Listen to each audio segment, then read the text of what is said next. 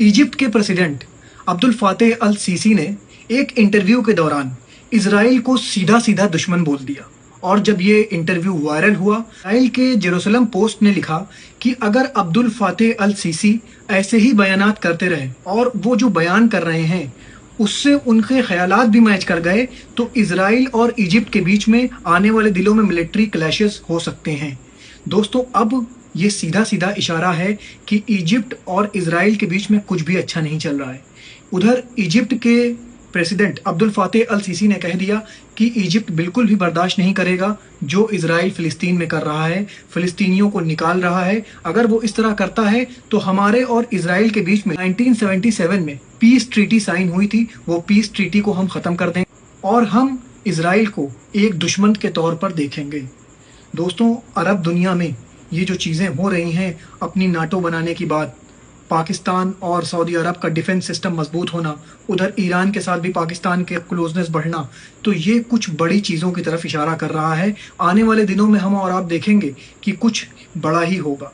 दोस्तों, सीधा सीधा अब्दुल फातेह अल सीसी ने कहा कि ये एक सेंट्रल कॉज है फिलिस्तीन का मसला, जिस पे इजराइल ने हदें पार कर दी हैं, रेड लाइन क्रॉस कर दी है। ये मेरा कहना नहीं है, ये इजिप्ट के एक पेपर में अब्दुल फातेह अल सीसी ने एक इंटरव्यू के दौरान कहा।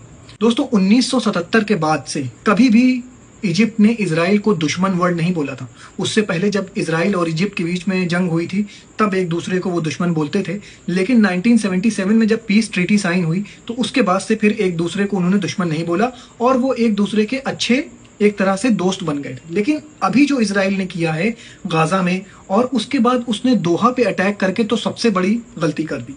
और यही ईरान का एक अखबार लिख रहा है कि दोहा पर अटैक करना इजराइल के लिए एक तरह से बैकफायर हो गया। सारे मुस्लिम ममालिक एक होते जा रहे हैं। पाकिस्तान से लेके ईरान से लेके टर्की, सऊदी अरब, इंडोनेशिया, सारे मुस्लिम ममालिक एक प्लेटफॉर्म पे आ गए हैं। इजराइल का दोहा पर हमला करना ये बैकफायर हो गया और यही चीज डोनाल्ड ट्रंप मना कर रहे थे नेतन्याहू को, देखो ये मत करना। लेकिन नेतन्याहू तो अपने ओवर कॉन्फिडेंस में था, वो सोच रहा है हम कुछ भी कर लेंगे। लेकिन दोस्तों, जब क्या इतनी कंट्रीज साथ में आ जाएंगी तो क्या ये लड़ पाएगा? चाहे इसके पीछे अमेरिका भी खड़ा हो, लेकिन इतनी कंट्रीज से साथ में लड़ना अमेरिका की बस की भी बात नहीं होगी। तो ये जो अभी आपने बात सुनी, इसको दूसरे लोगों तक जरूर शेयर करिए ताकि लोगों को पता चल सके कि इस्लामिक ममालिक में क्या चल रहा है। और अपना बहुत ख्याल रखिए, मुझे भी अपनी दुआओं में याद रखिए। शुक्रिया।